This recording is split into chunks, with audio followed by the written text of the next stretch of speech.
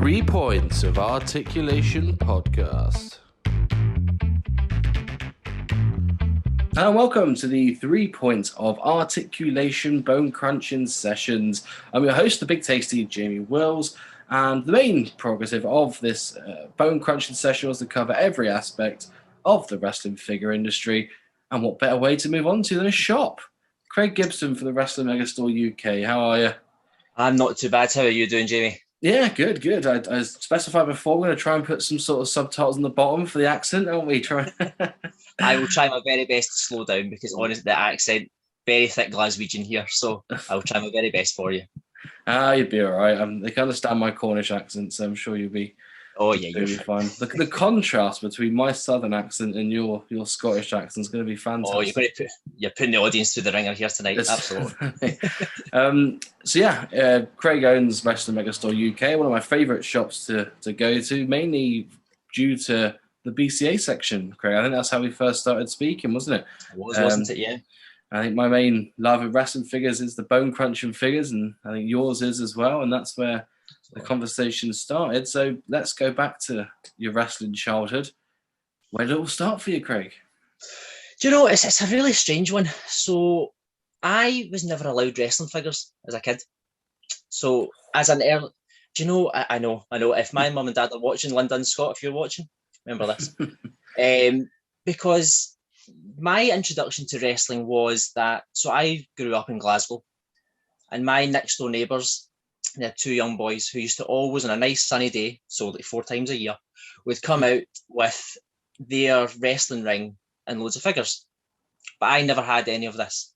So whenever they came out with their stuff, that was me. I knew, oh, it's really exciting. I get to go out and I get to play with these brand new things. Now, at the time, I don't know wrestling. I don't know it. So all I know of wrestling is what they play with. So now looking back, they had like the WCW Galoob ring. They had like really beat up Hasbros, like Bushwhackers and things like that. And then they would use it. Of course, the best ones, the most rare, of course. And then they would have like X-Men and things like that. So that was my introduction to it. So then what would happen was my mum and dad would see me playing outside, and they thought, well, let's see if we can get him into wrestling, because, you know, he's obviously enjoying it. So let's see how it goes. And so the very first thing I ever watched, I don't know, you can maybe tell me what yours was, but the very first event that I ever saw was In Your House 14, Revenge of the Taker. My dad had recorded it on a VHS tape on Sky Sports, it was, and I just fell in love. I absolutely fell in love with it. I watched that recently. Is that the Mankind Taker? Is that the? Yeah. Even from a young age, I still remember the spots of Mankind going headfirst through a table. I remember Undertaker setting Paul Bearer on fire. These things just stuck in my mind. I loved it. And that was what just caused my love for wrestling. Just that one night, that one pay-per-view. So, yeah, I mean, that was 97, wasn't it? So I was just a wee 4-year-old at that point.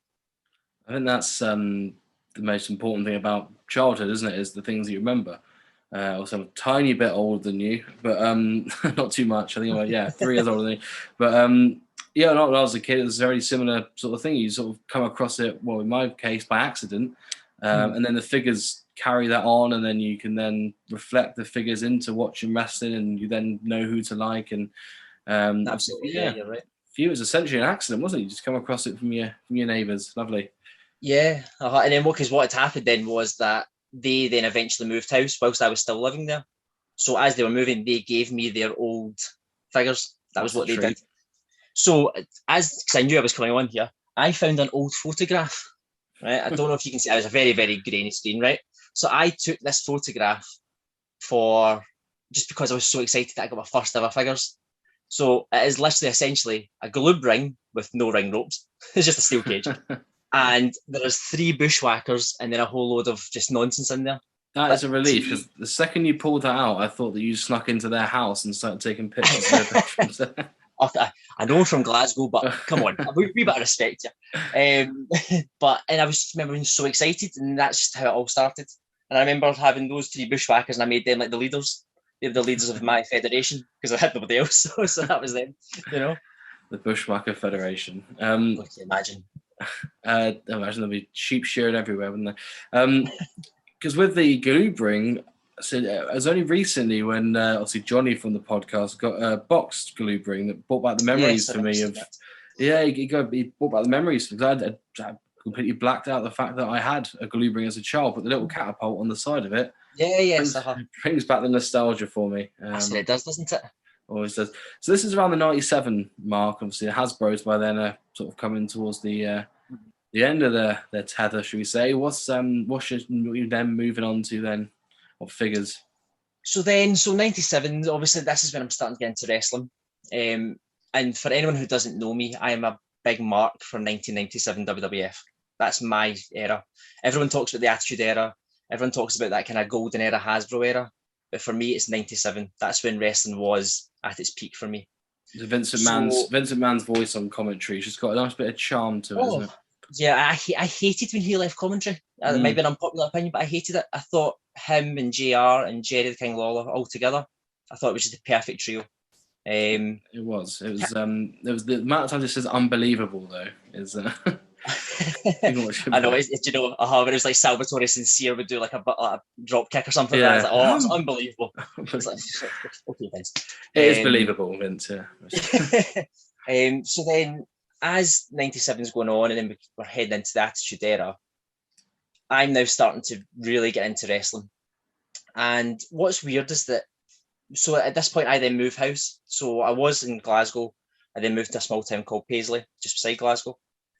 And in our street that we had, there was a lot of boys and a lot of kids that would be playing with figures, so we could get together and we had that thing in common. But the funny thing was they all loved WCW. Every single one of them were WCW, but I was the only WWF fan. And I was looking back, I was thinking, why? Why was that the case? You know, I try so hard to kind of understand WCW, and I try to go back and watch some of it just so I can, you know, I know the product. I just don't get it. I don't know. Were you a WCW fan or? We're in the same boat. As a kid, we used to stay at my mum's house on a Friday night. But you live in Scotland, you know what it's like having split up parents, didn't you? It's the norm there. London, Scott, that's not mum and dad. That's not you two. Not you two. Whereas Gary and Mary, they love it. So you also go to my mum's house on a Friday night, which is when WCW was on Channel 5. Me and my brother once were wrestling. He broke his finger in my pocket. We were not allowed to watch wrestling anymore on a Friday night. So I never really got into it. Looking back at it, I'm not. There's some certain bits that I quite like. I quite like Jeff Jarrett and a few of the bigger names back then. But I could never really get into it, like you said, just like I could WWF. So I've never really understood the buzz around it. But Adam and Johnny love it. Do you know what? I can understand likes of the mystique of Goldberg and his undefeated streak. I could get that and I could buy into that, absolutely.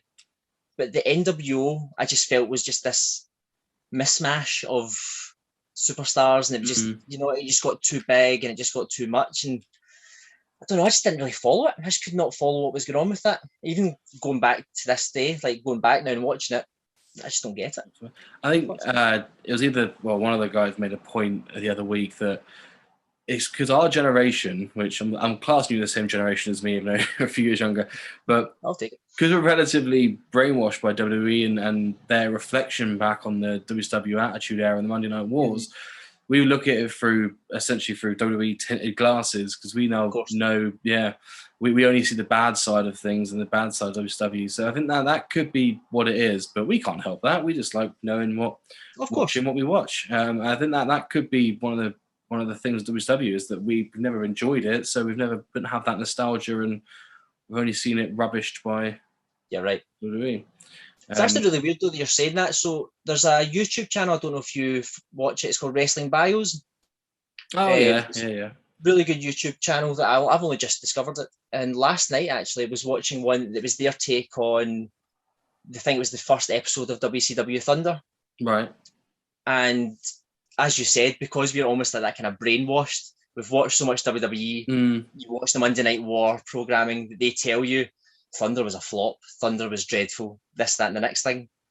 But actually, watching his video last night was showing you that it really wasn't. It actually wasn't. You know, the ratings were still very high. consistent for that full kind of 1990. When did Thunder start? Was that 98? Thunder came in, I think. I think it was before SmackDown, so SmackDown was 99, so it must have been around 99 then. maybe. Yeah. And it maybe wasn't as bad as it's been portrayed by the WWE now. So I can completely see a point there. But so I am trying my best to go back and think it's fresh eyes, take the rose tinted glasses off, and I'm still struggling. But one thing I will point out is the figures WCW back then, the Toy Biz ones, were fantastic. Even though I wasn't a big WCW fan, I still picked them up in the local Woolworths. And if you get a Hulk Hogan with the spray can, I think Ric Flair, did he come with a target or something similar? Buff Bagwell came with a little target boy and so on. The Buff Bagwell, I think there's a couple of Buff Bagwells, but there is one figure of him that was, I think it's essentially a UK exclusive, where it came with, they had the hat and things would spring out the hat. And then I'm sure there was like an entrance stage. I don't think the entrance stage came with him. It might have done, where the kind of like, it was almost like fireworks would pop out. Oh, yeah. I don't think that was Bagwell. Was it Goldberg or? I think Bagwell came with, it looked like Charles Robinson, but it was like a little dummy. Yes. And you'd fire the hat at the dummy. Yeah. But yeah, the toys were toyetic as hell back then, weren't they? This is the thing. I think they're very underrated. And it's a type of figure that I feel that someday the value of that will go up as time goes on. I'm sure I heard on another podcast, not as good as yourself, but another podcast where it said that it's the kind of rule of 30, isn't it? And that's kind of what I've always went by, is the rule of 30, that once 30 years pass from a certain incident or a certain time period, that's when the nostalgia really kicks in. So I feel that the WCW kind of within that late 90s run will start to pick up in value with kind of products for that. Yeah, definitely. We have discussed it before on the pod, where I pick up VHSs, for example, because people that are our age are now getting to the point where they're making relatively decent money and they can go back and get the stuff that they had when they were a kid. And that's what pushes the prices up. That's why Hasbro's gone up so much in the last year or so. It's crazy. Yeah, people are having more money, basically what it is. Isn't it? They had the 30s and they have the money. But here's the funny story, right? So, like I said, I've just spent that whole time saying I didn't like WCW, never watched it as a kid, never ever did. But funnily enough, my first kind of batch of figures that I ever remember were all WCW. Because I'm sure we had a shop called Toy Master. Just it was in the kind of our kind of local town. Yeah, we've got one here. And and I think they're still running to this day, Toy Master. So my mum or my gran used to take me maybe every kind of month, get a new figure. When it came to birthdays and Christmas, that was the place to go. But they didn't really stock WWF stuff. So it was always WCW. But I thought the figures were pretty darn cool. So things like, I remember having Kevin Nash and Macho Man and Scott Hall and all these kind of wrestlers, they would come with great accessories as well. And like you said, they were just more toyetic. They were probably more fun to play with as well. Yeah. Had far more articulation. There was just more to them. And the arenas themselves, they were made to be played with. The Bash of the Beach one, for example, the Nitro one, where you had the sponge in the middle of the ring. That was the only thing I hated about it. Yeah. That whole arena was just so ahead of its time. But why put a silly bit of cloth in the middle of a ring? I understand why they did it to an extent that, it makes sounds, press the button. But could you not have just had something at the side? Done the same thing if you really wanted to make the noises and stuff. Because I remember you having played with it. So remember there was one rope, there's one side of the ropes where if you put against it, there'd be a strip in the middle. Yeah. So it forced me to then put that at the back. So you'd put that to the back one. So I didn't have to use that one a lot. And then all the action that I was doing in my fig fed were just around this square thing because I didn't want to use that. I like the noise, I like the noise of, Yeah, as a kid, you like to have that thud, didn't you? Absolutely. If you'd put in your Kevin Nash up for a power bomb, you want to hear the thud, not a sponge with a three with a 3 count with no one covering him. Absolutely ridiculous. But yeah, there's an innovative would be the word, because some of the things they did back then, WWE are trying to do now. You've got to think like the series that always gets pooed on is the one where Bret Hart was a sharpshooter and you had Goldberg as a maintenance worker or a jackhammer. Jericho was a lion tamer. Yeah, they're, for those sort of for that time, what 20, 25 years ago, it was ahead of its time. They really released was. that now, it'd be great. Absolutely.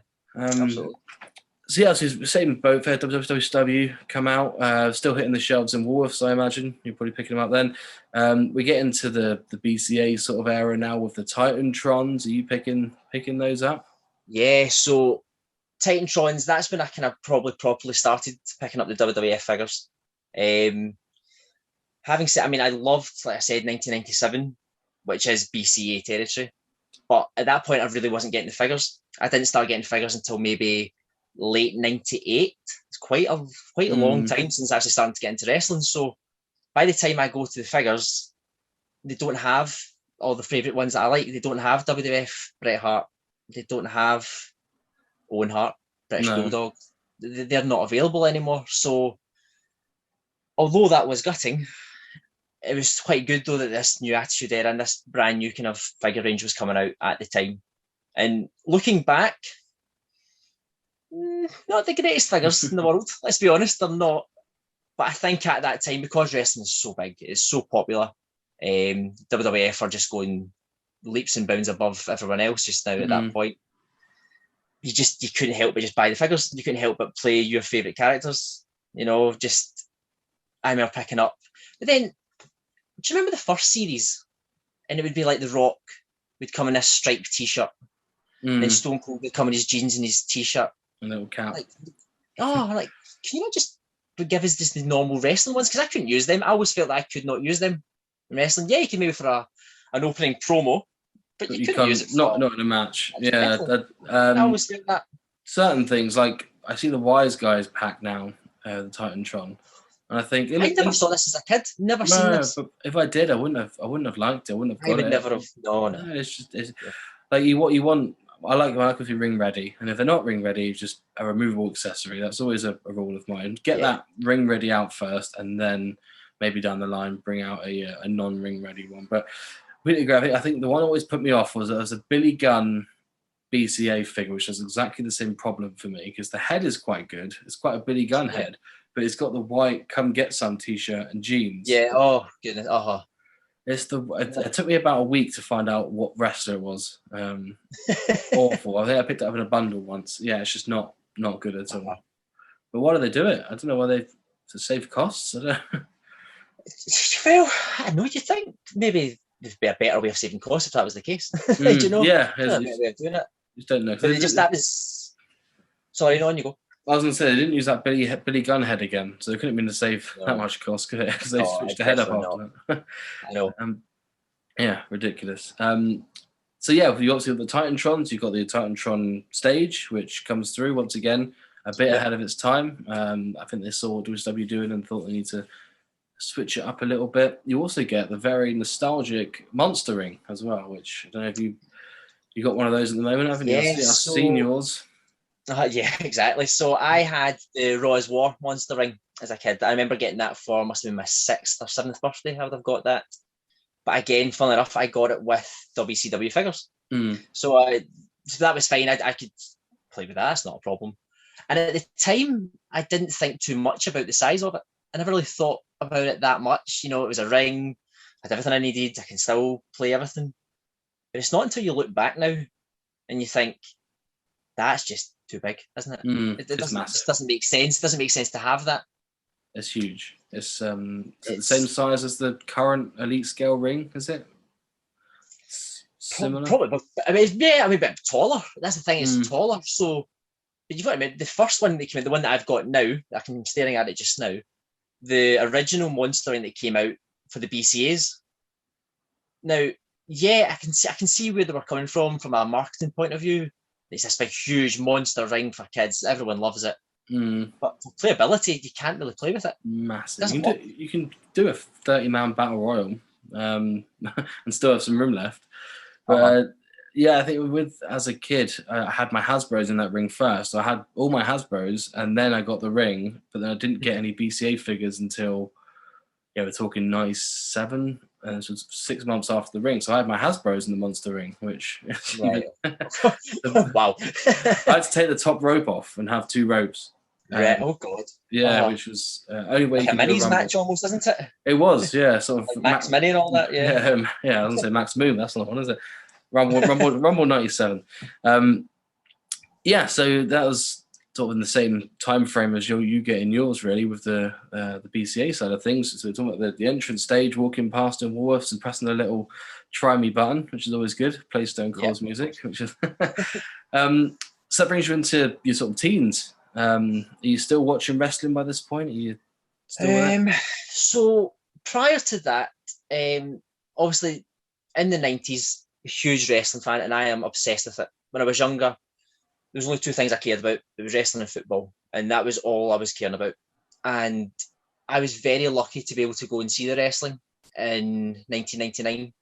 My dad had surprised me with tickets to go to Newcastle. It was because back then the wrestling never came to Scotland. We wouldn't even touch it. There was no arenas at that point either for it to actually take part in. So went down to Newcastle, April '99, and do you know, I was just today because I knew I was obviously coming on, having a look through my old photographs that I've got of that, and to be so grateful that I got to see The Rock. So it was like The Rock was against the Big Show. I had Stone Cold defend the title against Bossman. There was Kane against Ken Shamrock, Undertaker, Triple H, Owen Hart. There was his last trip to the UK. I got to see that. I just felt It's crazy, so isn't it? grateful. You would never have thought that anything could have happened. You just think, oh, get to see Owen Hart. Great, move on. Because at that point, even Owen Hart, he's not doing anything. No. Because when he comes to Newcastle, he's in a tag match with Jeff Jarrett, and they take on the New Age Outlaws at that time. And so Owen Hart's at that point, he's just descended, hasn't he, down the card? Yeah. Not really doing a lot. But now everything that's happened, and I'm sure we'll discuss Owen Hart at some point again in this podcast. But to think that just a month later he wouldn't be there, it's quite crazy. It's incredible. So got to see that, and then that kind of affirmed my love for wrestling. And I just remember thinking, I want to be a wrestler. That's what I want to be when I'm older. I want to be a wrestler now. I love it. And then you start hitting the teenage years. So the last thing I watched was WrestleMania 20. That was the last thing I watched. It's a great event. And even then, and you know, at this point, so WrestleMania 20, I've been 12, just coming up for 12. And at this point, I'm not even watching it that much. Keeping up to date with things. I've still seen the magazines and things like that. And what lured me in was that The Undertaker was coming back. Oh, yeah, with the Kane storyline. Exactly. Because I am a huge Undertaker fan. I was obsessed with him. So knowing that he was coming back as the original Undertaker, that kind of lured me back in a little bit. But then he comes out, and I think I had it in my head he was going to come out with purple gloves, the hat, purple trim.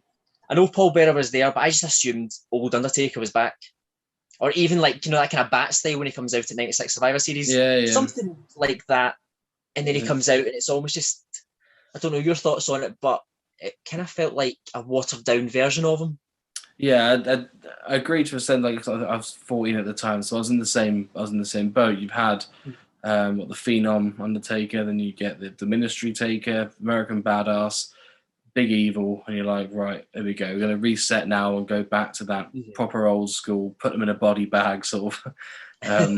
Taking names, Taker, and it come out and it just I completely agree. It just felt a bit.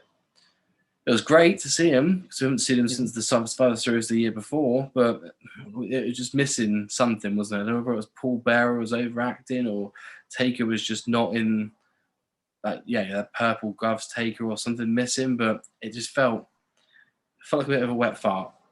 Yeah, because it's weird though, because I remember the Royal Rumble 2004. It's not during the match. Kane's kind of dominating, and then the gong goes off. And I remember shouting, "I buried you." That's the one I remember. That. And then Spike Dudley comes out. Poor Spike. But I just remember being that excited, thinking, "Oh my God, he's back! He's coming back! And they're going to do a fight." And they did have a really good build up. To be fair, up to WrestleMania 4 coming back, and like you said, sometimes that's what happens, wasn't it? The build up's more exciting than the actual end product. Well, with the if they did that nowadays, I'll just fast forward a little bit. But if they're nowadays with the gong come on and Taker didn't come out, they'll be absolutely hell up, wouldn't they? Oh yeah. And I think Oh, that's the difference, isn't it? I think that back then it was just built into the storyline, and you could enjoy it a lot more as a kid, and you you could. didn't have any expectations, did you? Whereas now everyone No, wants you to know didn't. everything. And I think probably social media has a part to play in that. I feel sorry for kids and for kind of young teenagers now who just want to enjoy wrestling, who want to enjoy what's going to happen, but you can't almost now go in to watch wrestling without knowing what's going to happen. No. And you know, and I think then sometimes that kind of works to your advantage. That see if something happens that genuinely surprises you, like for example, I'll take Adam Cole for example, returning to AEW. I don't think, although there was rumours, no one knew he was coming that night. No, it wasn't confirmed. People knew that Bryan Danielson was coming back, but Adam Cole, they didn't. So that was a genuine kind of like, well, right, okay, they've got me. They've got me at that point. Yeah. Things like even Brock Lesnar beating Undertaker. Yeah. That was a genuine shock. And I've got a really good story about that if we'll come to it. But that was a genuine moment of, oh, right, I didn't see that coming. They've got me. They've got me now. I remember that quite vividly. I was asleep, and I remember waking up at 2, and then not 2 a.m. but like on the 2 count, and then it hit 3, and then it hit 3, and I was like, no. I generally like woke up for 2 seconds, watched the result, and then went to sleep. Got up and thought I must have dreamt that, and then obviously I can watched it. But I remember watching it because I think the betting odds before that, Lesnar was still 40-1 before the event started. This is part of my story. Oh, okay. All right. Sorry, I went. No, not at all. No, not to cut you off. So let's fast forward a bit. So like I said, so WrestleMania 20 was the last proper thing I watched. So from then all the way to 2014, I'm not interested anymore in wrestling. It doesn't do it for me. And I think it happens to a lot of people where you go to high school, you maybe feel like you're too cool for that, and things like that. But I think in the back of it, I still kind of kept up to date with kind of what was happening, just so I wasn't missing anything. So things like I knew about ECW One Night Stand, I knew about CM Punk kind of going through the ranks and things like that. So I did know what was going on to an extent, but wasn't watching it. Just to do that thing where you go into the shops and you look out for the wrestling section, even though you're not going to buy anything, but exactly, it's nice to have a look. So then I used to work in JD Sports. Other retail stores are available, but I used to work there, and a couple of our friends, we'd seen like an advert or something for WrestleMania 30, and we kind of said, "Oh, we're off on the Monday. Does anyone fancy just getting on Sky Box Office and we'll watch it?" So we did, and we watched it, and it was actually a not too bad pay-per-view. Yeah, it's decent. It was decent. It holds up. A bit of everything. Yeah. Yeah, it holds up. So we'd had a couple of beers, and we're watching it, really getting into it and enjoying it. And my friend goes on to one of the betting apps and sees it that The Undertaker is 1-33, if I remember rightly, at one point, or even 1-66. And Brock Lesnar is at the 40-1 category. And one of my friends puts £200 on The Undertaker to win because he thinks, well, it's easy money. Yeah. It's just easy money. The Undertaker doesn't lose. He's thinking, obviously, you know what's going to happen. And then my other friend put £10 on Brock Lesnar to win. Because he thought, well, why not? You never know. Hedge your bets. Exactly. And when that happened, I'll never forget that feeling of just surely not. Because at first, the music doesn't hit, does it? There's silence. I think, there's a long so that kind of silence, looking back, there's obviously that was meant to happen to kind of create that atmosphere. But I thought they hadn't played the music because the referee had made a mistake. Yeah, same. I don't know if you thought the same, but I assumed that maybe the referee didn't mean to count 3. There's now Vince McMahon scrambling in the back, thinking, like, what do we do now? Then it was the little at the top of it when it says 21-1 or whatever. Yeah, the screen goes. It's almost it's weird, isn't it? It's that scream, that kind of gasp from the audience. I'll never forget. It kind of like it gives me goosebumps thinking about it. It was just such a extraordinary moment in wrestling that. And at that point, I thought that was me going to get back into wrestling. At that point, just from that alone. And it turned out it wasn't, but we'll come to that. But yeah, so, 10 years had passed to then watch WrestleMania 30. And at that point, still thinking, I don't think wrestling's for me anymore. Even though that was an incredible moment, having watched the rest of the pay-per-view, thinking, no, I don't know if it does it for me now. Yeah. I think around the similar time, I'd say, 'cause I definitely checked into wrestling. I watched wrestling weekly from 2011, but I was never really sort of fully committed. And then Lesnar came back in 2012, and that's when I'm fully committed to it again. I remember Mania 30 quite vividly, as I said, because I woke up. I've always fallen asleep during the pay-per-views because it's just my thing. Sometimes I even make it to the pre-show. I'll just I know. It's a hard slog sometimes. Yeah, as soon as Renee Young started speaking, I was gone. I was out. But Mania 30 is one of those moments that sticks in your mind, isn't it? I don't think we're going to have a moment like that anytime soon without it being sport, which is just it's crazy. I think Sting coming back as well was another big moment that I didn't see coming, and then Sting came back and massive. But I wasn't massively bothered by Sting, never have been. But no, I mean, I can see obviously it was a big draw in WCW. I can understand that, but I never got it. I never really saw it. I remember they used to always have the arguments, didn't they, who was better, Undertaker and Sting, and I used to just laugh at that. Like, no, to me, there's no comparison. People will argue that, and I'm sure there are viewers who will, argue that. But for me, no, there was no argument. Undertaker was always better. Yeah, same for me. We had a segment called Unpopular Opinion. It was called in the podcast. My unpopular opinion was I think Sting is incredibly overrated, and it was. I think it too well. Okay. That was my opinion. I said I've never really got the hype around Sting. I've never really understood sort of the whole aura around Sting, but many folk didn't agree with it. But, that's why it's called opinions. That's the point of it, of course. That's the point of it. Exactly. When it brings you sort of a bit more closer towards modern day and Wrestling Megastore, how did that come about? Really, it's a really odd story. So at this point, it's 2019, and I'm not watching wrestling at all. I couldn't tell you what was going on in wrestling. But the last thing that I'd watched was WrestleMania 31 because I have a group of friends who still enjoy wrestling, and we went into Glasgow on a night out and watched it. And I must say, actually, I think WrestleMania 31 is one of the best WrestleManias of all time. That might be an unpopular opinion, I don't know. But I think it holds up as one of the best. I'll go back and watch it. The ladder match at the start is fantastic. I think the full show, apart from maybe the Divas tag match, I mean, at that stage, Divas wrestling is not where it should be. I think every match, even Randy Orton against Seth Rollins holds up well. Rusev coming out in a tank. Everything, just even the ending as well, to have a Money in the Bank cash in, just all of it in general. Fantastic, I thought it was a really, really well written show.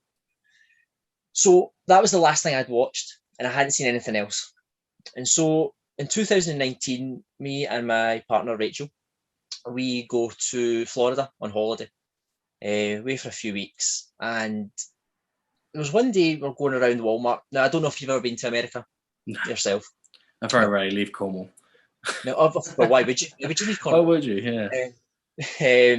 And we're going through Walmart, and it's one of these things you have to kind of go up and down each aisle, because I'd heard all these stories about all the things that they sell in Walmart. You want to see if it's true. So in one aisle they do have like the gun section, and then they've got it's bizarre. You go from the gun section to like nappies. It's the most bizarre thing you'll ever see, but it's true.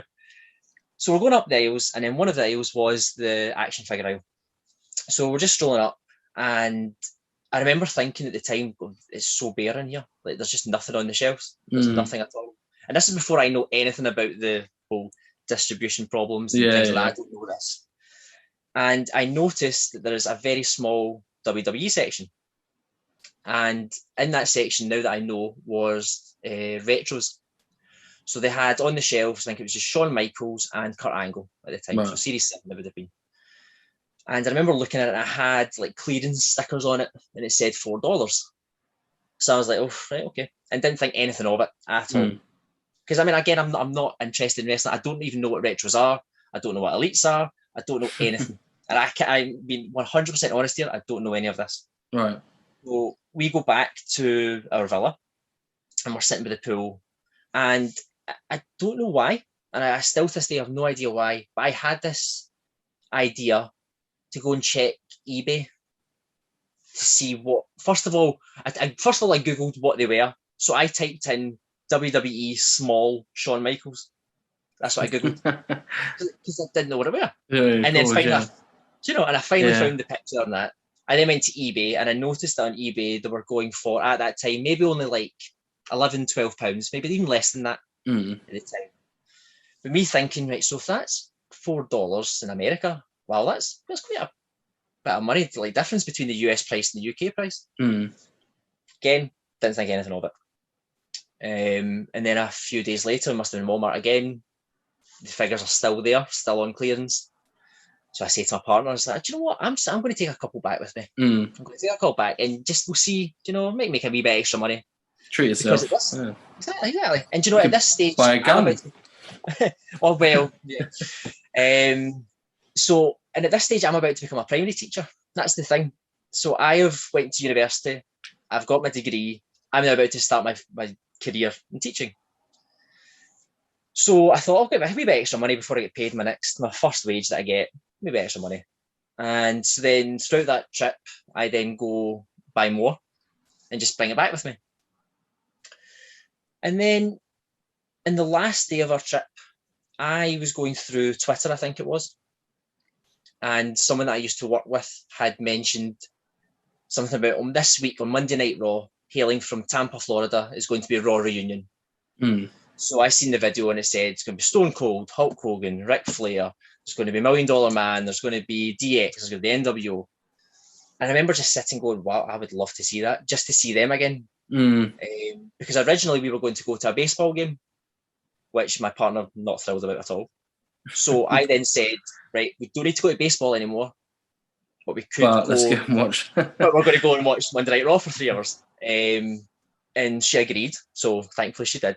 So we went to the show. It was great to see Stone Cold. It was great to see DX. It was great to see all that.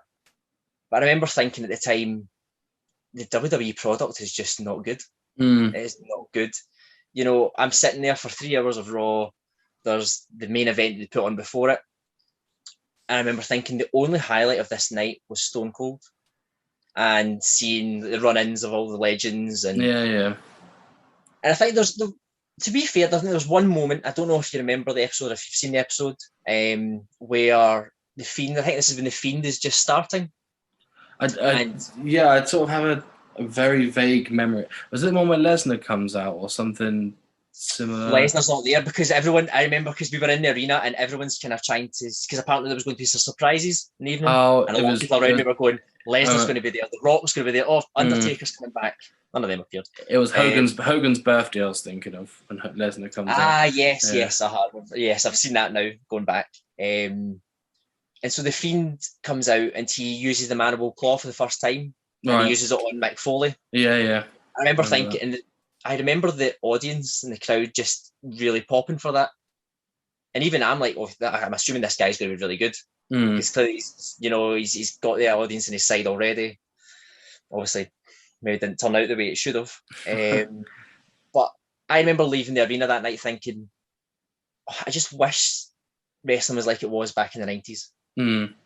There's just something about it that I just wish it was.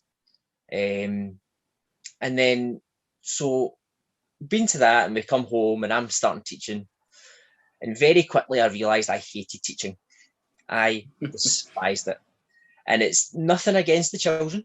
Children were lovely. It wasn't for me. Does they not let you put the mandible claw on as a punishment? Is that what it was? You're not allowed to do that. No. I'd asked for weeks on end. Even in Scotland, you're not allowed to do that.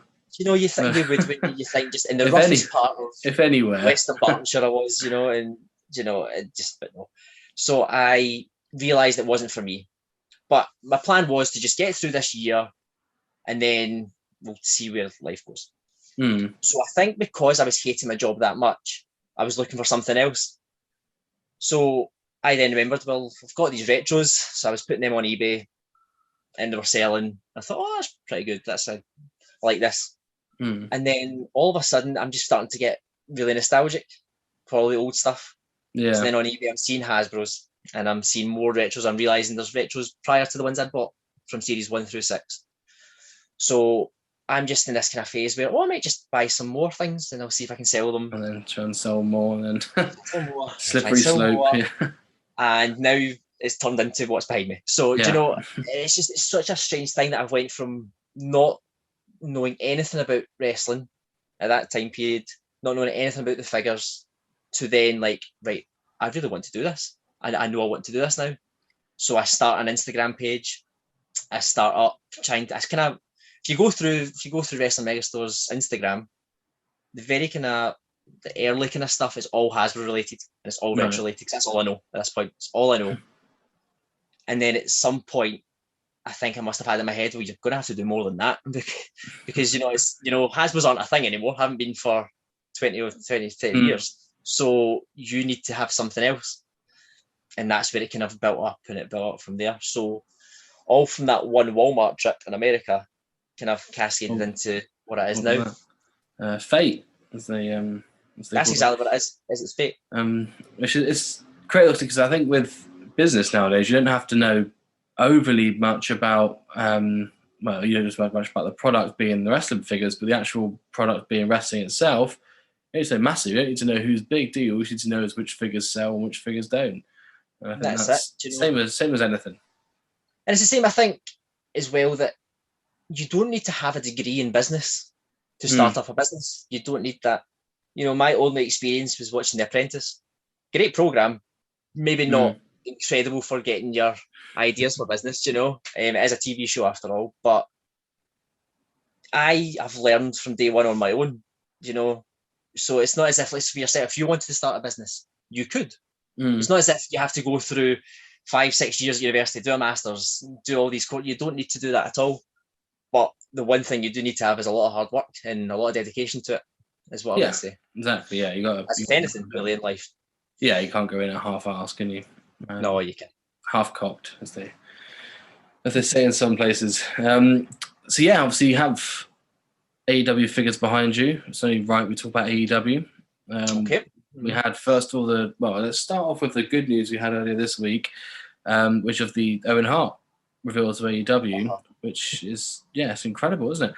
The AEW, we discussed it last episode on the podcast, where we covered AEW and the rise and how they're ticking all the boxes and doing everything they possibly can to get us wrestling fit fans excited again, which is the key word. And this Owen Hart reveal was just the cherry on the top, isn't it? We look at everything we've had. We bloody spoiled we have this year for AEW. So, you're right. We have. What was your first thoughts when you saw the Owen Hart reveal? First, unbelievable was my first thought. I had known for a while that an Owen Hart figure was coming. I think if you look at what had happened in the last previous months, where first of all a micro brawler had came out, and I think as soon as that had came out, that opened up the realm to all these. I think maybe even started with a T-shirt from Pro Wrestling Tees. They had a couple. And I think as soon as that first came out, my business head is telling me, well, that means that all the trademarks are available. That means that obviously Owen Hart's family, they must be okay with this, with having certain products. Then surely a figure at some point is achievable. Now, I had always assumed it'd be Super 7 that would do Owen Hart. That was always my thought. Just because of the way they're kind of going at the moment, and I know that they've got a lot of wrestlers who they are trying to contact just now and trying to get these ultimates done of them. So interesting. We covered this, say about 8-9 months ago on the podcast, where we discussed Super 7 and non-WWE figures and where they could go. And all three of us said we can see a Super 7 Owen Hart figure coming out because and also I think we discussed also we could see like a retro coming out of Owen Hart. Maybe one of the individual companies would have picked him up or not, but didn't see it going this way. Sorry, Carol. No, you're fine. So I think I always thought Super 7 would get it, and it, like you said, because it's so toyetic and it's really intricate, the details, I thought that would have been a perfect fit for that. But then, was it not maybe 2 months ago that there was rumours that AEW had filed for the trademark of King of Hearts? Yeah. Now, I don't know if they did. I might have missed this, but I don't ever remember AEW coming out and saying, yes, we did that. Yeah, we've got that trademark. I think that was almost what I felt was hearsay. So, but now obviously makes sense. So when I heard the news, I got an email from Jasmine as well just to confirm this was going to happen. That I went from very, very excited to very, very skeptical very quickly, and I'll explain why. That I think when everyone heard the news, and I'm sure you and I all agree on this, the first thing I thought was we need a 96 Owen Hart or a 97 Owen Hart, and that kind of black and pink or an all pink, some Slammy awards, some shades, the works. And then you start to think, can they? Can they actually do that? You see, they can. They can. So this thing, so they can. And now that I've looked at it properly, there's no reason why they can't. So I've went from very excited to very dubious to I'm very excited again now. Because there was obviously this thing, there's ways they can get around that. They might not be able to write things like 2-time Slammy award winning. They might not be able to write that on the thing. But as long as they and I think as well that WWE don't own his outfit. They don't own that. And I'm sure I seen today on a figure chat somewhere that Bret Hart himself owns a lot of the trademarks himself for Owen. Now that might be just rumour and innuendo. I don't know. Well, it wouldn't surprise me. Yeah, and it makes sense if it were. So, because let's be honest, if AEW could only make, say, a New Japan style Owen Hart, it's still going to sell, and it's going to sell very well. But I think a lot of people are expecting a kind of like a WrestleMania 10 style Owen, or like him teaming with Yokozuna and that kind of stuff. You know what I mean? Jim Cornette, and of course. But I do think that is possible, and I think the chances are you're probably going to get that now. They might have their own little twist on it, whether they put the Owen Hart Foundation logo somewhere. They might do something like that. But I think it's very exciting for what's possible anyway. I think it was when we discussed it before, we had a look at the sort of ins and outs of AEW Legends, is what we called the line, and we looked at who we'd want to see in the lines. Obviously, you had Taz, Jake Roberts, Arn, Tully, etc. And also, we said, is it possible to go down routes that of Owen Hart, for example, that his trademark is up for grabs, essentially only Martha Hart. Is it Martha Hart, his wife, owns it? Yes, yeah. So, well, would that deal be possible? And it's good to see that it is. And quite frankly, we're getting an Owen Hart figure. My first thought was, can we get a Blue Blazer figure? Was my first thought. The likeness, because they can do a likeness. So they can do a Taz in Taz's WWF outfit, but they can't call him Taz with 2 Z's or something. Yeah. So the name is trademark, but not the person, basically. So Blue Blazer potentially could be a WWF name. I don't know how I feel about it, because I was thinking of this as well, that a Blue Blazer, that's going to split an audience, I think. I think it'd be pretty cool to have a Blue Blazer. I personally don't think I would get one, but I think it'd be pretty cool. I don't know if the family would like that. That's what because of the way, of course, that everything kind of escalated from that. So I don't know if they would. From a trademark and a kind of like could they standpoint, there's no reason why they couldn't. I don't think. I don't know if the term Blue Blazer is trademarked by WWE, but there's no reason why the likeness of it, if they get the permission from the artist to design the costume or whatever, there's no reason why they couldn't do that. That's an interesting one. That is an interesting one, and I'm really curious to see if they could do that. Yeah, I imagine they'd perhaps call him Blue Jacket or something. Exactly. Yeah. But I think as a whole, AEW are ticking all the boxes. So behind you, you've got all the figures there. Toy egg as hell. Johnny likes the packaging because it reminds me of the classic Superstars packaging from yesteryear. They're just doing everything right, aren't they, for when it comes to figures wise and product wise. Do you watch current AEW? No. No, you should. However, I have started to, and the reason why I've started to is even before recent times, it's important if I'm going to sell a product. It's part of kind of my business model is if I'm going to sell something, I need to know a little bit about it. You know, Yes, I could easily go and I could see market value, and I could see that, yeah, a Pentagon Series 2 is better than a Cody Rhodes Series 1 just now. I can see that. But I can also know the product, and I see who's popular, who's over at the moment, who's maybe not so over.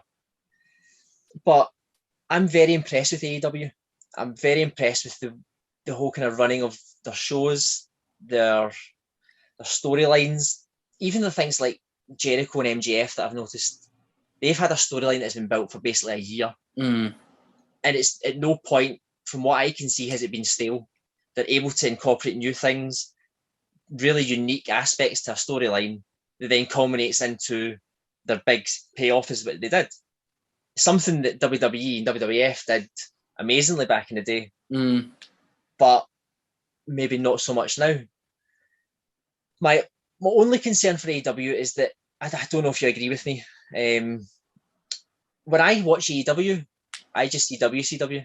That's all I see, and it's a strange one. There's definitely some comparisons. There's always going to be. There is, but I think people.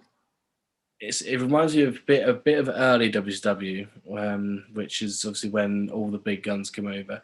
But luckily, Tony Khan's got a good business head on him. His dad owns Fulham, who I support.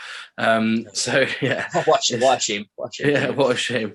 But obviously, he knows what he's doing with the money. He's not going to go full Bischoff on it. I wouldn't have thought. But no, I don't think so. You can obviously see the comparisons, can't you? They're bringing over guys from WWE or WWF at the time, but they're bringing over guys that still have a future ahead of them and still are at the top of their game. Not, in my opinion, not has-beens. They might have brought over Paul White, they might have brought over Mark Henry, but their behind-the-scenes work is going to be top of the game. Really. Valuable. Yeah, exactly. Valuable to them. Absolutely, and I think. But then so I watched All Out, and I'm sure you've watched All Out too. I think that is one of the best pay-per-views in modern time. Yeah, I don't think that can be up for discussion, really. I think when I think I don't really have a comparison to it. It just, I think from start to finish, the Paul White and QT Marshall match it's a filler match. It's in the dead spot of the pay-per-view. That's what it's there for. It's to allow people to go to the concession stands, get their popcorn, get their beer, whatever, and then they're ready for the main event. And people say, "Oh, it was in the big shows wrestling," and then talking about But what I liked as well, that there's loads of WWE names there now, and that's fine, and they're big stars. But what I liked was that the match of the night had no WWE stars or any kind of correlation to WWE in the cage match. You have the Lucha Brothers, who are insanely good. They are. Ray Phoenix is insane. There's levels to the game, and they've just kind of raised it, haven't they? And then the Young Bucks themselves, I think they are amazing heels. I think they play the part really well. You want to see him get beat. You do, and that's what a heel should do. Do you know it's like, I always think back to like Triple H in like 2000. Yeah. I despise Triple H, despised him, but that must mean he was doing really well. Yeah. He was playing the character brilliantly.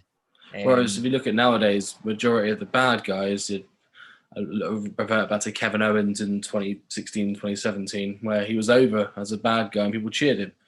Which you don't want your bad guys like. You want your bad guys to be booed. You want them to be MJF, where he's in character all the time, and so the Young Bucks, where you want to see him get beat. No, absolutely, and I think MJF is one of the greatest heels of all time. I think the way he delivers in the mic, just his in-ring abilities sometimes as well. The things that he does is just evil. It's just genuinely evil. And I've seen so many like videos and like kind of YouTube stuff of him out with AEW in character. Yeah. And I think that's just something that wrestling just misses now. I think that really harms WWE as well, is that you've got, for example, Alexa Bliss, right? Yeah. And I'm not saying she's a very talented woman. She is very talented. But if you're trying to portray a character who is sinister and evil and really a bit demented, and then I can go on Instagram and I can see you like at a wee like kid's birthday party and and doing all these things like that, it really waters it down. Yeah, I know what you mean. And that's not to say that she can't do that. Of course she can. But I just think that's what's missing in wrestling. It's missing people to play a character. and stay in character. And I'm not saying to Alexa Bliss to go to her local Target and start like terrorizing people. I'm not saying that, but it's maybe just be careful of what you're putting on social media in that case, because that just waters down the product for you and I to then go and watch it. And I just don't believe what you're doing. Yeah, I know exactly. I think the one little hidden thing with MJF is when he comes out, cuts a promo, he'll wear what he does in the streets. So you then don't differentiate normal MJF to microphone at work MJF. I think it's just sort of one nice little subtle hints that he puts in there. His scarf for one. He wears his scarf out and about when he's in the street. Yeah, absolutely. Which is, it's just top notch. Do you know, he does really well with that. But you know, moving from the actual product to the figures, and then do you collect AEW figures? Is that something that you collect? I've started to. I picked up Series 1, and then I thought, not for me. And then now I'm slowly picking them up loose and opening them up in box just to play with my 2-year-old with. Well, of course, yeah. You need that excuse, don't you? Yeah, he loves John Moxley. Can't get enough of him. Yeah. Do you know? So when they first came out in that first 2 series, I really worried. I worried for them. Do you know, it was a brand new line, and I think the excitement of people were getting you could collect something from the start again. You know, it's a big company. You can go right from the beginning. A completist can go right the way through until they want to stop, whenever they want to stop. But I felt that Jazzwares, they didn't really know how popular it was going to be. And I don't think they realised what the market, especially in the UK, I don't think they realised what the UK market was, which I was really surprised about, because Jeremy Padawa has been doing this for 20 plus years. So I would have thought you would have known straight away that the UK is one of the biggest markets for this. Well, the opposite to Jack's, wasn't it? In Jack's, you couldn't move in the supermarket for them now, everywhere. And you know, and the delays, and I know this is across the board just now, and you know, I can tell you so many products that I've got or haven't got, should I say, just now due to delays. But I just felt that at the time there was just so much anger and animosity towards Jazzwares because they weren't providing just really basic things. So at that point, I thought, do you know what, this line's going to be a dud. Do you know, I've got, do you know, I'm a distributor for them, and I'm thinking, why am I doing it? Yeah. And I remember, if you ask, there's a few people that I speak to on Instagram, number of people that I'd said, do you know what, I'm not going to sell AEW anymore. There's just no point. There's no point to it. You know, it's stressful for me. You know, it's ruining relationships with my customers and the people that I talk to, because I'm saying that something's going to come. Do you know, I think if I tell someone that something's going to come in March and it doesn't come till September, well, do you think people are going to trust me? Do you know, and it's as if, I mean, I don't make the figures. I can only do as a company tells me, but it was enough that I thought, I'm going to get out of this. I'll stick to WWE and I'll stick to the other things I'm doing. But fair play to them. You know, they have worked hard and they've done well to kind of get everything sorted, and thankfully distribution's a lot better now, and the product itself, just I think it goes hand in hand. AEW's just on fire at the moment. The figures are incredible, and it's just a win-win situation, I feel. Yeah, definitely within reason. I think the latest Britt Baker, but yeah, I need that. Yeah, we'll wait until you get it in stock before we start slating it. Yeah, please do. Yeah, so with the latest AEW figures, obviously they have the big events, the big reveals, and so on. Which, as toy fans, you just can't wait to get. So we had the reveal of CM Punk recently, which they're really sort of jumped on that bandwagon, which is great to see. But I feel that you're getting the buzz back again now. As you said before, you had distribution problems. You had the issues with people scalping the Cody Rhodes rings from Smith's last year. I mean, people that I know that didn't watch AEW were still buying the figures because they sat in a gold mine here. That's it. John Moxley you couldn't get for cheaper than 40, 50 quid, could you? Whereas now it's 20 standard. Yeah, exactly. So I think it's good to see that is what readily available, which is a term I'd use. I'm quite glad for it, if I'm honest. Just the chase figures now, they're coming a bit. I've got a friend. Shout out to Hasbro Daft on Instagram.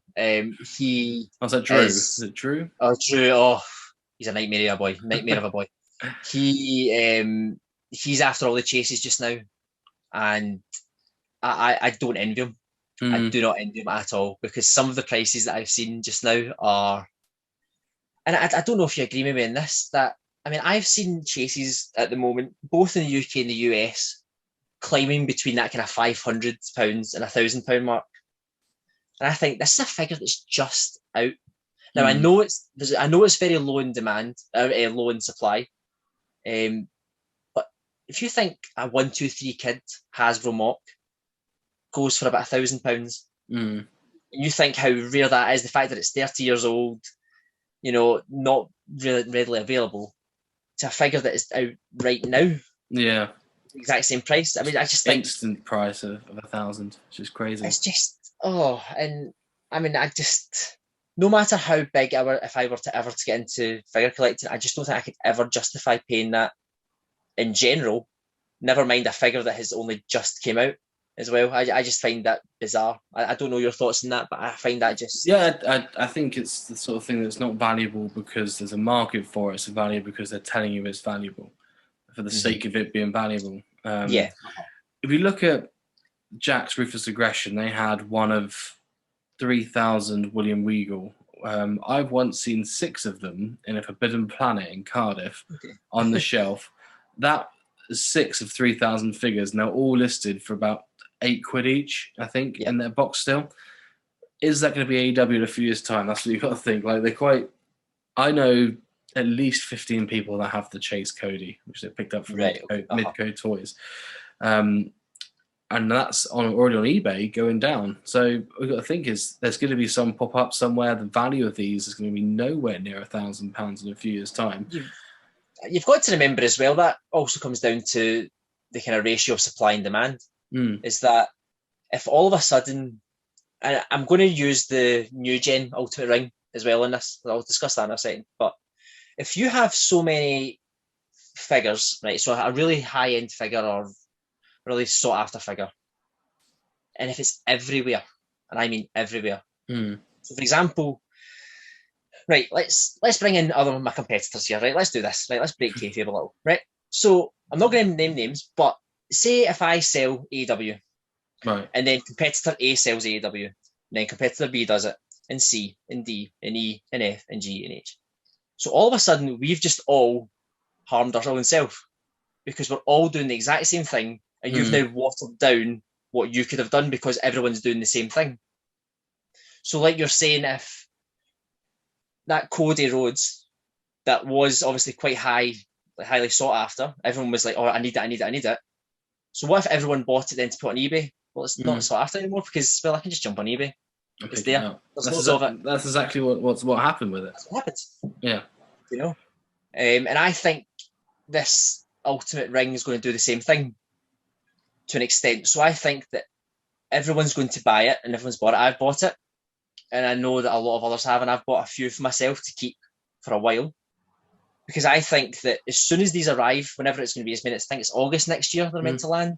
I think you're going to, if you go on eBay, as soon as they land, there's going to be so many listed instantly on, to the point where, at first people might, because people don't know exactly how much it's worth, so people might try the luck and go, well, that Macho Man, I'm going to put up for £200, see what happens. You never know, might put up. And then everyone else will be like, oh, I've seen someone put up for £200. I'm going to do the same. Yeah. And then I'll do the same. I'll do it 199. I'll do 199. Yeah. Free postage. Yeah. And then slowly 198, and then it'll go to 190, and then slowly. And it just goes down, and it goes down. And it waters the product. Whereas if you then keep it, so I always think a business model I've got is the short, medium, and long term. Okay, so short term, people will buy it, they want it there and then, so they'll pay for it. That medium term is that kind of like in limbo.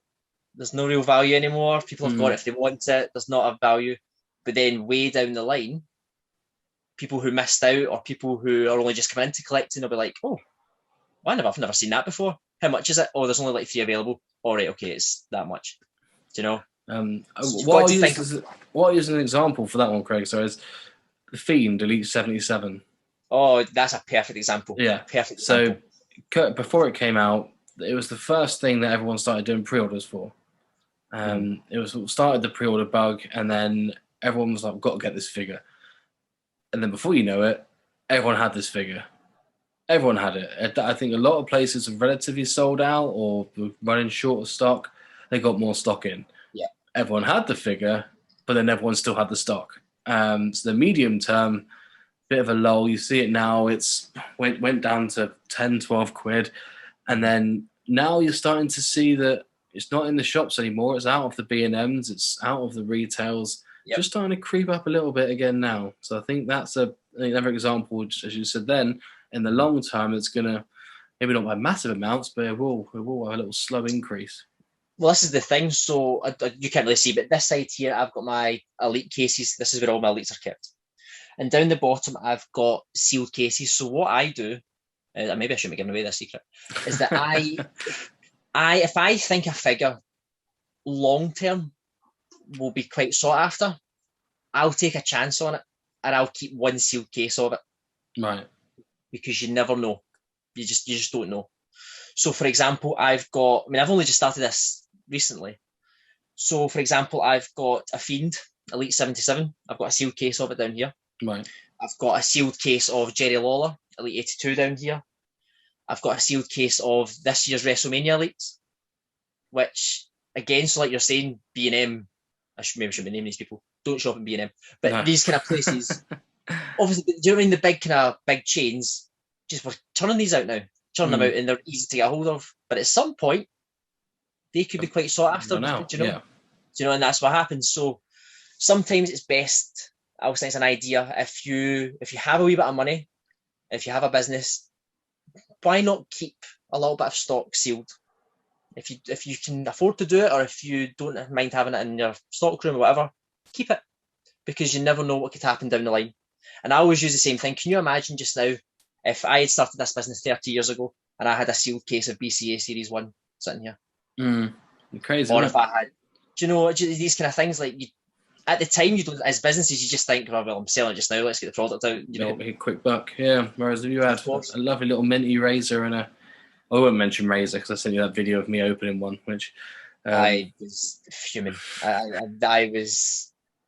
don't know how people can be as sick as you. I just don't know how people can do it. I've seen a video of someone opening up this is recently, a full final series of Hasbro's.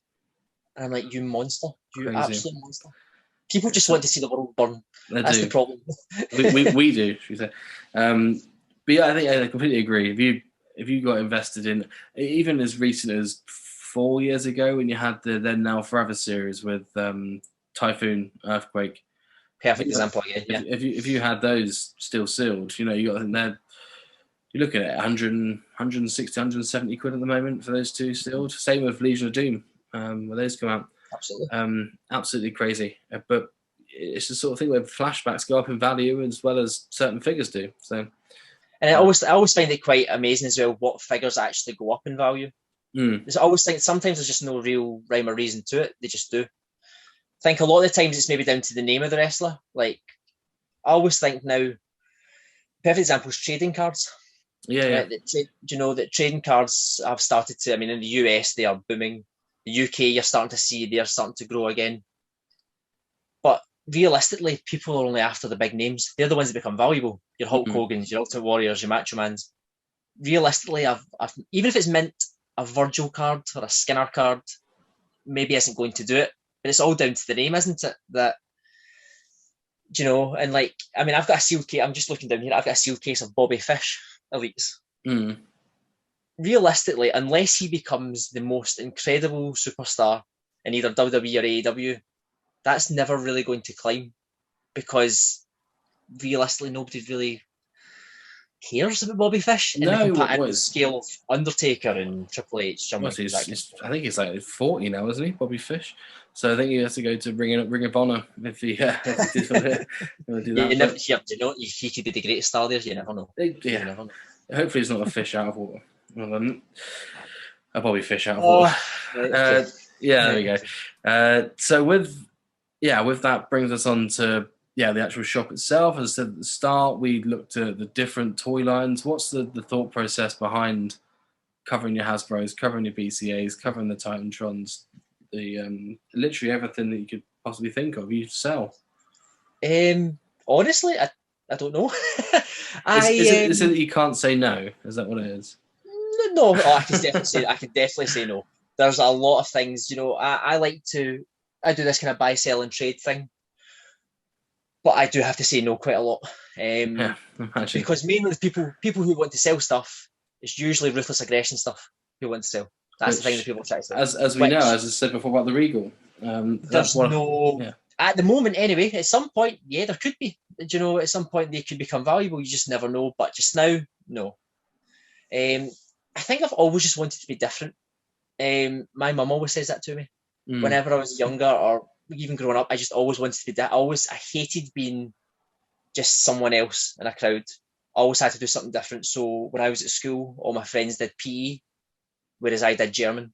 Right.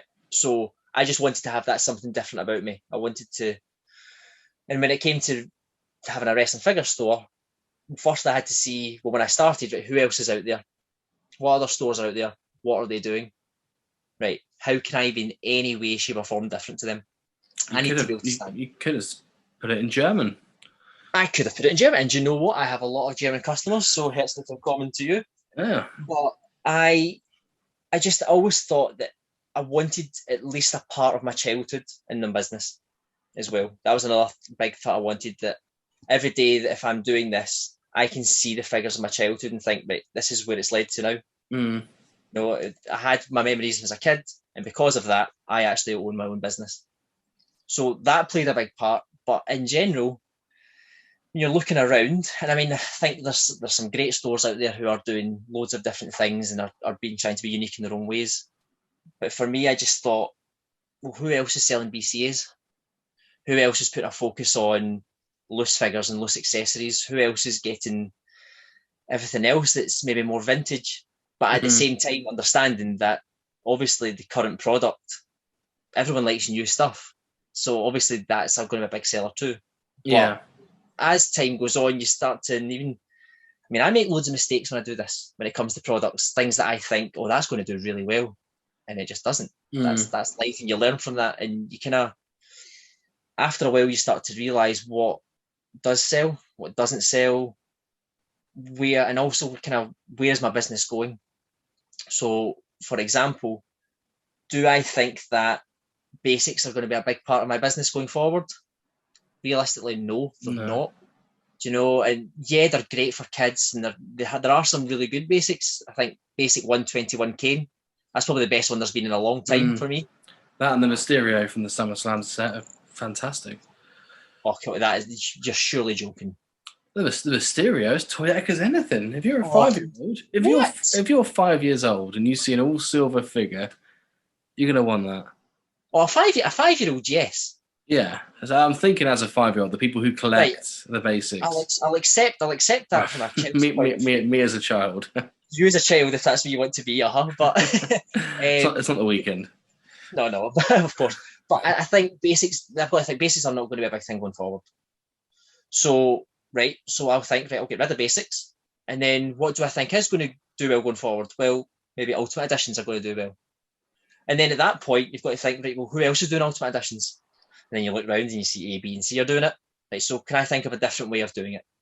And that's the way I always think.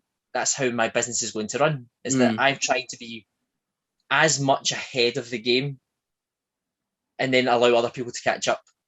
That's what I'll always. And I mean, is that working for me? And is that what I'm actually doing? In some cases, yeah. Probably in some cases, no. But as a business, is me wanting to try and progress. I've got to try and be on the proactive side of things, and not the reactive side. If you get me. Yeah, exactly. I think if you look at the accessory side, as you mentioned earlier, certain people buy. Let's take the Jeff Hardy and Triple H 2-pack, for example, the ringside exclusive. Some people just bought that for either the Jeff figure, or some people bought it just for the Jeff T-shirt. Some people bought it just for the IC title. Whereas if you look at in your store in the accessories bit, you've got the IC title. If you look in the loose bit of the Rock and Mankind 2-pack, people just buy it just for the jackets. You've got those in the accessories bit. You've got the loose Rock. You've got the loose Mankind. So it makes complete sense, isn't it? What you're doing there in the accessory side of things. And I think. Do you know, and that all came from listening to my customers. That's where it came from. Kind of started where, for example, Shinsuke Nakamura, the Elite 81, the number of people who messaged saying, I really just want it to belt. Yeah. So I'm like, well, right, so I've got a product, right, so how can I make this work for me? So straight away, I know that the belt is clearly more popular than the figure at this point. So, so you also have to kind of weigh that up too. That that's fine. Yeah, I'll sell you the belt to what I think the value of that belt is. But I also need to think I do not want to be left with 16 loose Nakamura figures. It's you've got to do it within reason. You've got to really think about it. That Jeff and Triple H 2-pack, that was a perfect example of how that works. That people maybe just want the Jeff Hardy. People maybe just want that Team Extreme shirt. Yeah. The belt, maybe just Triple H, and it worked really well. And that's why I completely sold out of that, just from that aspect, because people wanted just certain parts of it. And I noticed that no one else was doing that. So... Well, it's supply and demand, as we discussed earlier, isn't it? That's what it comes down to. Yeah, and I think if you look at some of the Ultimate Editions that are coming out, especially coming out soon, if someone just wants the Kane cape, I don't know if you're going to do it for the Ultimate Editions, because I think they're going to be very... We'll see. We'll see. But, the Kane cape, for prime example, you got to think the figure's going to be, 40, 50 quid. The Kane cape will probably go for 15, 20, and you got to think the little voice box, tiny little voice box, a £5, and then what you're left with, an Ultimate Edition Kane. Brilliant. Let's split that up. You'll still get decent money for that. So it's about keeping the customers happy. And you do with me as well. As we discussed before, once, I think, the Paul Bearer I picked up from you. Yes, of course.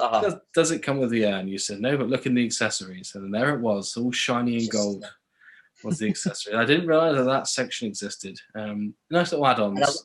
And a lot of people don't. I think, and I don't know why, because it's right at the top of the website. So it's when you first go into the blind. shop. But I think people they blank out and just scroll down until they see figures, a picture of figures, and then that's what they go to. I look for keywords. In my head, I go Jacks, and then I scroll down and go, there it is. I don't think accessories. I go Jacks, and then I go BCA. That's the two things I go to with it. But so obviously as the shop itself, we discovered all different toy lines that you guys do there, and essentially your business plan, but not your business plan, because you don't want to give too much away, do we? No. And your current product. You had a brief conversation with Adam about the Fantasy Wrestling League. I think he explained a bit to you about the league. Yes, he did. Yes, he was in contact with me and spoke a little bit about it, yeah. Yeah, so obviously what we do in the Fantasy Wrestling League, we essentially like fantasy football, but for wrestling, you pick your wrestlers. I asked you earlier to pick a team of 5 current day wrestlers that you put in your fantasy team. Did you give much thought to that? Have you got your 5? I had a couple of questions to start with. Yeah, carry on. So, is this just WWE, or can it span over different brands? First of all, so WWE, AEW, WWE, and NXT. NXT, I was going to say, so NXT as well. Okay. Not NXT UK though. You're not having them. Okay. Is that a siren I heard in the background there? I don't know. Is that? Yeah, I think I heard a siren. Yeah. Do you know? Is that because I felt at home there? I heard that. And I was like, oh, that's great. It was probably an ambulance, because we have a lot of old people down here in Cornwall. Ah, right. Like yourself. Yeah. Hairline gets that way, doesn't it? So you pick 5 superstars, and then what is this based on? So is it their appearances that they make? Is it wins? Is it the normal fantasy team, you have 11 wrestlers. So obviously for you, I've shortened down to 5, because I'm only sitting there listing off a full football team. But yeah, you base it off, so if they win on a weekly show, they get 9 points, a draw is 5, and a loss is 3. And then you obviously build up to the big pay-per-views, where like WrestleMania, you get 20 points for a win and 10 points for a loss, and so on. And then obviously you get a title win. If they win a title, they get an extra 10 points. If they lose a title, they get minus 5 points. So it essentially works the same as fantasy football. So, right, okay. And obviously you all get put into a league. There's currently 4 leagues, I think. Yeah, 4. Also, we do we do competitions and so on there as well. So the main priority is just to beat everyone else. I'm currently 3rd, but no biggie. Just throw that in there, yeah. Or Johnny from the podcast is top, which is not ideal. But yeah, I think the main thing with it is just to have fun and keeps me engaged with wrestling. Is probably the biggest thing with it. Yeah, that's what it seems like, yeah. Because I don't watch Raw now and go, let's watch Raw and see if Drew McIntyre is going to wrestle. I watch Raw and go, he's in my team. Hopefully I get points. That's Do you know what? It's really funny you say that, because I love this idea. And I was saying that to Adam, that I think the whole concept of it, that that would actually make you want to watch the product more, because you now have an invested interest. Because that's now something that I do. So I don't know if I think you took part in it, didn't you? So I do this. The yes no. Really innovative. I'm saying it's innovative, but I stole it from a betting website called Yes or No, right? Where you take a pay-per-view and I create just the most random questions about what could happen at pay-per-view. So there might be something like, oh, will Rhea Ripley beat such and such? Yes or no? But then I'll also add in silly things like, will Seth Rollins wear red tonight? Yeah. And things like that. But the amount of people who take part, which is now growing and growing and growing, purely because they're saying that, well, I don't watch the product, really. I don't care for it. But now I'm going to watch it because I really need to see if Seth Rollins will wear red.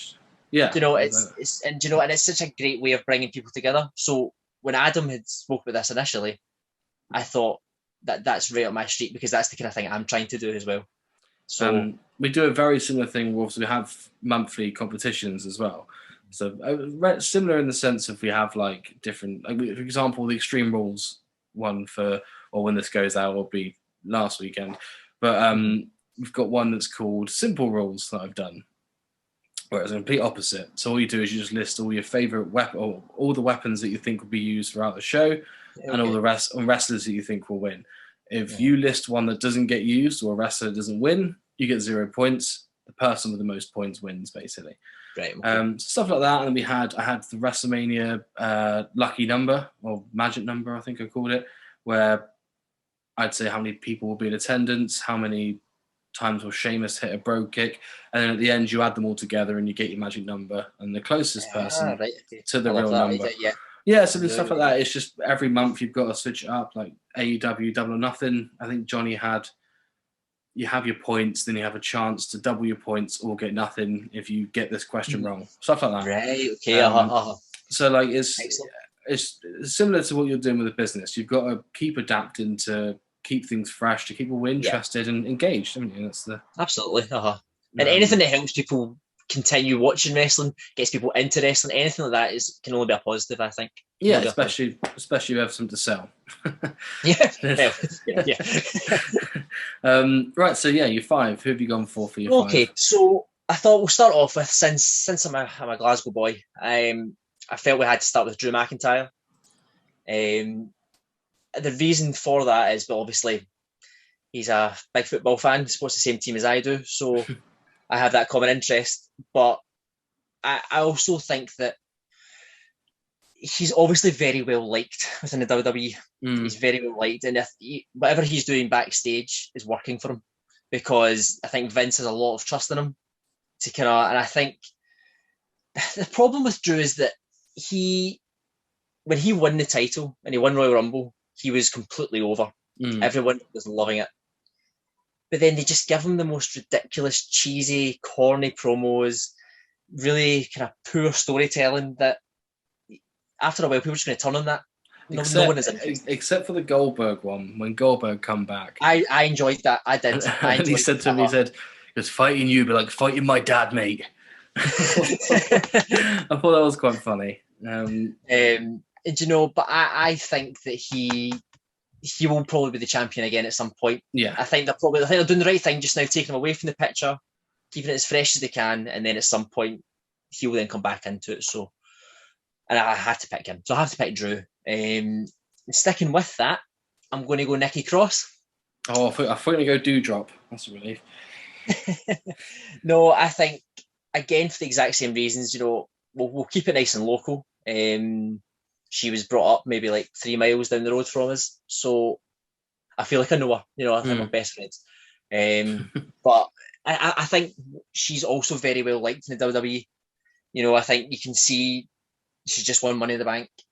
She obviously was a very short reign, but she did win the Raw Women's title. Now a tag champion as this airs.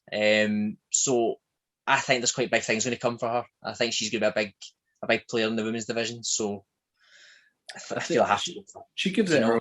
She gives it her all. I think if you look at NXT when she was going through there, and she had a really good match with Asuka. I think it was a last man standing, I think. And she really showed off what she could do as a character. So I think she gives everything 100%. I mean, do I like this almost superhero gimmick? No. The hurricane got over. Yeah, it's for the kids, and clearly the kids enjoy it, and that's for them. And I get that, but obviously I much prefer our original gimmick. I've seen her before in ICW, which is a local wrestling here in Glasgow, and I've seen her do that gimmick, and is Insane Championship Wrestling. Insane Championship Wrestling. I'll big plug for them.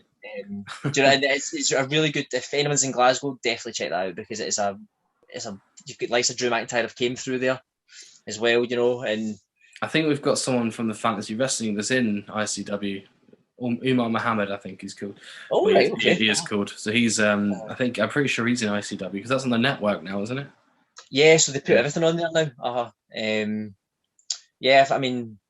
I've not been in years to watch it now. It's been a few years now, just with everything that's happened. But it's a really, really good show they put on. So definitely check that out. But no, Nikki Cross, I think definitely added to that. So we've got Drew, we've got Nikki.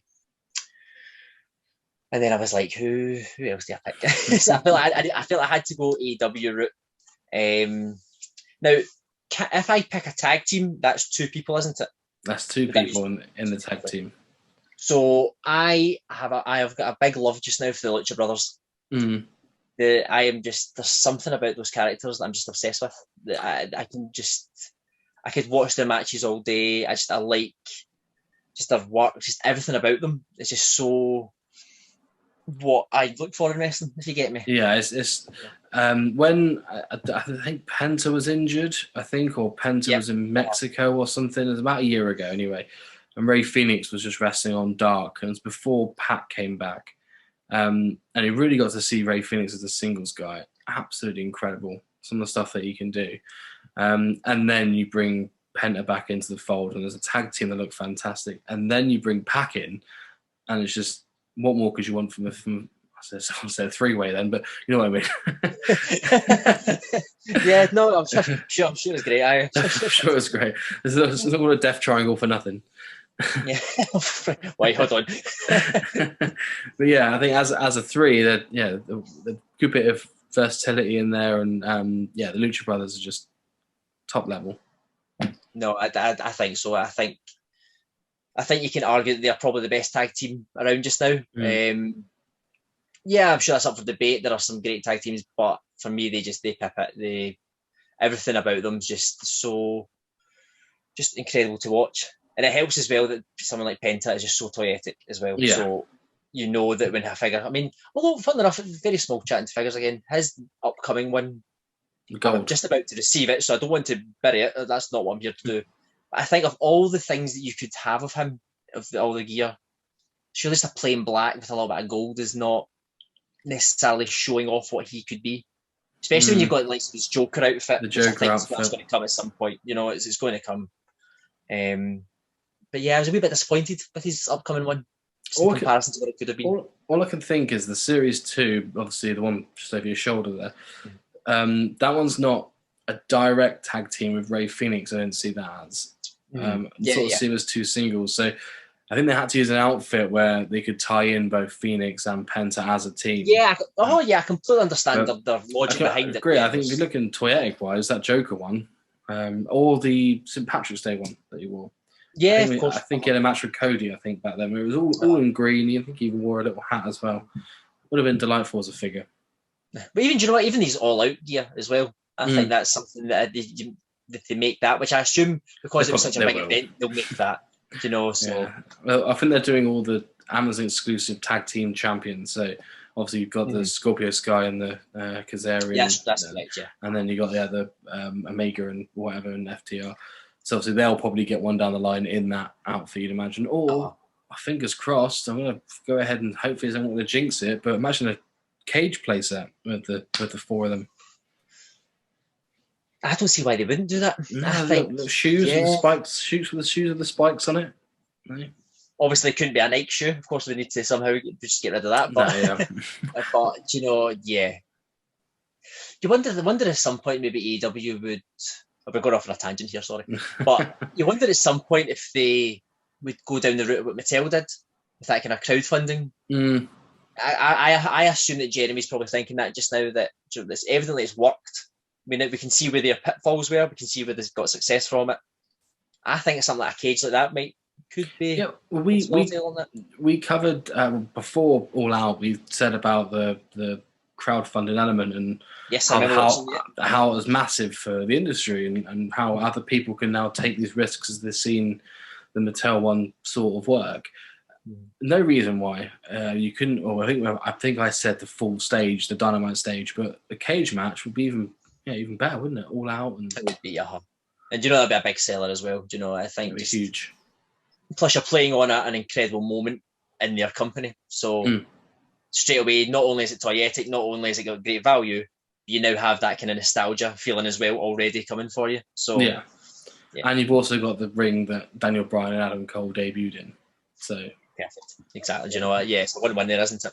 No, one guy left to get back to that. So this is where I was like, I'm in between two to go for. So I'm going to go back to WWE. I think I'm going to go back. I know. But do you know what? This keeps me more invested in WWE. So there you go. Yeah. Method to the madness. And I'm going to go with the head of the table. I'm going to go for. I hated Roman Reigns, the character, especially after the Shield. Didn't get it. No, it's because you're an adult. Yeah, do you know what I mean? And it almost felt it was an insult to the intelligence. You know, also it was quite telling that if you remember, was it Royal Rumble 2014 where he's the runner-up? Batista, yeah, he's the runner-up and he's loved. Do you know everyone loved him, and then 1 year later because they didn't want Batista to win. And then the next year he's just despised because absolutely nobody. But it's because WWE were saying to you, well, you know who's going to win. They might build up a little bit, but you know who's going to win. Who's going to win? So, you know what I mean? So that, and then from there, Roman Reigns, he had to turn heel. He had to, because it just wasn't working. No. So when he came back, and I must say, credit to WWE. They don't get a lot of credit just now, and for good reasons sometimes. But I think the way they've developed that character over the last year, they've done really well with it. Yeah, they couldn't have done anything better. Pairing with Paul Heyman, genius move. Now Lesnar's back, and no one knows where Paul Heyman's going to go. It's made it interesting again. SmackDown is what it was back in 2003. Yeah, absolutely. In my opinion, where it's must see compared to Raw. Well, that's the thing, isn't it? That I think now what WWE could easily do is you really can draw this out. Now, I know they've already set, is it for Crown Jewel, is it? Is that their second? Yeah, that's it. They've already set Lesnar and Reigns already. But you could probably have a very big feud that maybe sees Paul Heyman turn on one of them at some point. That's going to happen. Saying that, would it surprise you if WWE pulled the full swerve and went for Balor to beat Reigns? I have been thinking this. Now, I mean, this is going to come out after, isn't it? This will come out after Extreme Rules. Yeah. Yeah. I wouldn't be overly surprised if they did that. But I don't know if it makes sense. I think I would have preferred it if maybe Big E cashed in then on Reigns. I think clearly that was. I mean, the way that was done was clearly a ratings draw. That was right, Big E. You go out on your social media and you say you're going to cash in tonight on Raw to make people. I mean, it didn't make me watch it. I'm not watching 3 hours of Raw. I'm not doing it. No. But maybe that was a way of just trying to get more people in. But like you said, if they built that up to something like that, if they were, exactly, that could have been the time to do it. But no, I wouldn't be. It's not impossible that Balor could win, and it'd be very intriguing if they allowed them to win. I mean, do we know the stipulation for the match yet? Is it Extreme Rules? Extreme Rules match. So I was going to say, because at some point you can't have a fishy finish for it. You can't have a fishy finish, and you can't have. But then I was like, what's the point of bringing back this demon character? Just for this. Straight away, So I feel for views, I guess. Yeah, I mean, there's. I think that's it's the biggest challenge we've seen for Reigns, which is great to see. So you got to think you had Cesaro, which he was not going to win the title. Obviously Uso, which that was fun, wasn't it? And then obviously you had Edge a couple of times and Rollins and so on. So I think it's been the first time where I thought maybe Reigns could lose here. Mm-hmm. He probably won't. He'll probably smash him and onto Lesnar he goes, and that's Finn Balor buried again. But do you know what? I like that. I like that when a superstar has a very long reign like this, because it almost then it builds up in your head that, well, he's going to lose at some point. Is it going to be tonight? And it almost it gives that kind of anticipation for an event. Well, just to go full circle, like the Undertaker at WrestleMania 30. Yeah, like we discussed earlier, where you have that. But that's what made WrestleMania for so long. It's one match. It's just one guy. But the whole will he lose his streak or not was enough to draw in such a big buy rate for every Mania from like WrestleMania 23 onwards, if you will. Exactly. Just on that premise that he could lose it. Same with, I mean, with Slater again, we're going real full circle here. Same with Goldberg, you know, when his streak was going on and on. So, yeah, so I wouldn't mind if he kept the belt for the next several months. I wouldn't mind that. I mean, that's maybe up for an argument, but yeah, I think there's got to be someone. There's no one on his level, I don't think, at the moment that's going to take. No, there's not, and that's probably the only issue that they have is that if they've you got take to have it a off, big, who's there to rule the roost? Probably to be Jey Uso, isn't it? He'll probably win the Rumble and something. Get run over by Jimmy. It's brilliant. I think we've covered everything. We've covered your whole life. We've covered the shop. We've covered current day wrestling. Feels like remember that program back in the days that This Is Your Life and used to bring out people. Oh, well, the Rock and Mankind. That's they're the figures from it. We should have our own personalised jackets made, shouldn't we? Brilliant, Craig. Thanks for your time today. Thanks for discussing everything. Pleasure. Thank you. No, it's a pleasure. Pleasure's all ours, Mr. Bond. He was Scottish, wasn't he, Sean Connery? So we look forward to. Loosely was, yeah. He was loosely Scottish. We've come full circle in this interview from WrestleMania 30 all the way to the current day. We've loved to look at the shop. Make sure you check out Wresting Megastore. And also like and subscribe and all that fun stuff for the podcast. Follow Wresting Megastore UK on all social media as well. Treat yourself. You're quite active on there, aren't you, Craig? Daily I'm on there on Instagram and Facebook. So even if you're a viewer and have watched this, slide into the DMs. Maybe we discount code for you. That's just there we go. There we go. We'll figure it out. Type in 3POA into the coupon. Brilliant. Write that down. Write that down. It's just four letters. But thanks, Greg. We'll speak again soon. And thanks for coming on. Anytime. All right, take care. Thank you. All the best.